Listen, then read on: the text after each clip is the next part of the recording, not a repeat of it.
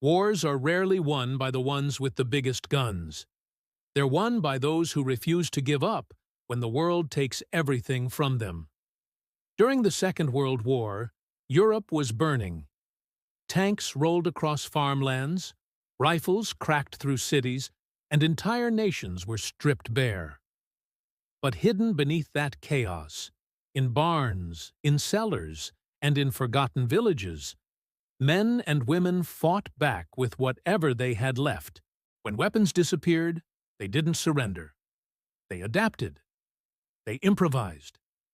And in doing so, they proved that the true weapon of war isn't steel. It's human will. When the German army occupied Poland, France, Norway, and beyond, their first order was always the same: confiscate every firearm. No rifle, no pistol, no shotgun. The idea was simple. If the people couldn't shoot, they couldn't resist. But that order only made people more creative. Farmers turned their barns into workshops. Blacksmiths, who once repaired plows and horseshoes, began forging blades in secret. Sickles became curved knives. Hay hooks became grappling weapons. Even hammers, the same ones used to build, became weapons to destroy. In Soviet territories, partisans used sharpened entrenching shovels as silent killers. One swing could crack bone or split a skull. They were crude, brutal, but effective. And when the enemy came close, that's all that mattered. The lesson is clear. Every tool, in the right hands, becomes a weapon. A shovel may dig a trench today, but with knowledge, it can defend life tomorrow. In Poland, defiance turned into engineering. Under the noses of German patrols, Polish resistance fighters began designing their own firearms, not in factories, but in basements. The result was something extraordinary: the WWII submachine gun. Made from scavenged bicycle parts, plumbing pipes, and scrap steel, this homemade weapon looked simple, yet it fired 9mm rounds with deadly precision. Every piece was handmade, every part smuggled, traded, or stolen. Workers risked execution for even touching metal tubing without authorization.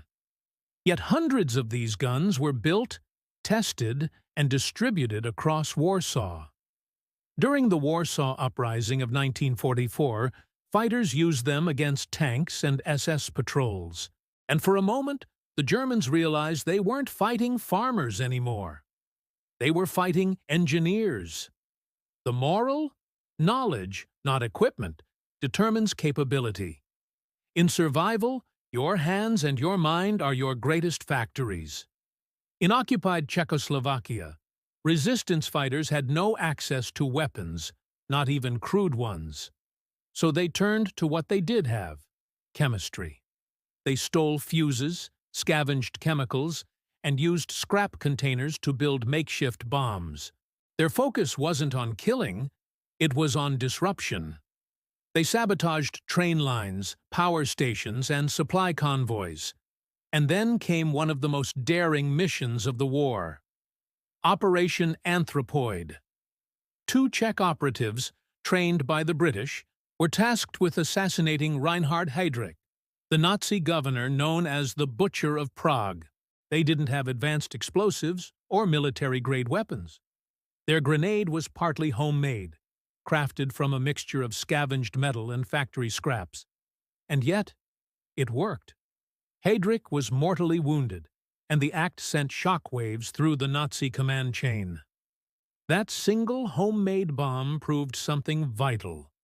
You don't need overwhelming power, just precision, planning, and courage. For modern survivalists, the lesson endures. When direct confrontation fails, disruption can win the fight. In the rugged mountains of Yugoslavia, partisans were surrounded by German and Italian forces. Cut off from supply lines, they built entire armories from junk. Villagers contributed everything: broken nails, rusted saws, scrap iron. Local blacksmiths reforged them into knives, axes, and crude spears. They learned to make grenades using metal tubing and gunpowder, or even fertilizer. But perhaps their most ingenious tools were traps. They dug pits lined with sharpened stakes. They rigged tripwires that dropped logs or detonated crude mines. Even old carts were turned into mobile bombs, rolled downhill toward enemy patrols at night. Every trap wasn't just a weapon, it was a message. You can occupy our land, but never our will. What we can learn from them is simple but profound. Improvisation is about more than resources. It's about strategy. They didn't fight the enemy's strength. They exploited their habits, their paths, their overconfidence. In survival, that's the key. Don't fight harder. Think smarter. While others relied on explosives, Danish resistance fighters embraced silence. They developed what became known as death knives. These blades were disguised as tools, hammers, wrenches, even screwdrivers. They could be carried openly without suspicion, and in a single instant, they could become deadly. The knives were made from file steel or car springs, forged in hidden workshops under candlelight. One strike. No sound. No alarm. In urban resistance, silence meant survival. For today's survivalist, it's a timeless truth. Stealth often outweighs power. A quiet tool, used right, can do more than a gunshot ever could. And then there was fire. The simplest, oldest, and most uncontrollable weapon ever known. The Molotov cocktail, a glass bottle filled with fuel, gasoline, kerosene, or alcohol, and a cloth wick for ignition.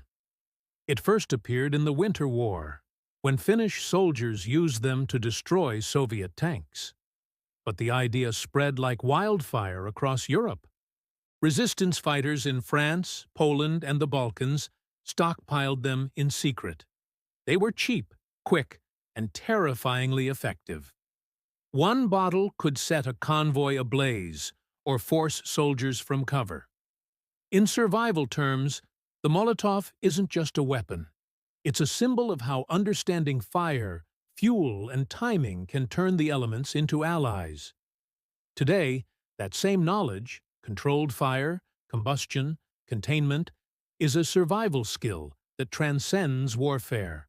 The homemade weapons of World War II weren't born from ambition. They were born from necessity, from people who had nothing left but their minds, their hands, and their will to live free. Farmers became blacksmiths, mechanics became gunsmiths, and villagers became engineers of survival. They turned bicycles into guns, barrels into bombs, and everyday tools into instruments of war. Their story teaches something every survivalist should remember. Preparedness isn't about owning gear. It's about understanding material, process, and function. A shovel is never just a shovel. A scrap of steel is never just junk. A workshop is never just a room. Because in the hands of someone who knows, each of these becomes the foundation of survival. The war may have ended decades ago, but the principle remains evergreen. Ingenuity wins where technology fails. History's greatest weapons weren't built in factories. They were built in barns, by people who refused to be helpless. And that's the real legacy of the homemade weapons of World War II. A legacy of resilience, creativity, and the unbreakable human will to fight back, no matter what's left to fight with. Thanks for watching. If you found this story of resilience inspiring, hit that like button and subscribe for more content that explores the depths of human ingenuity.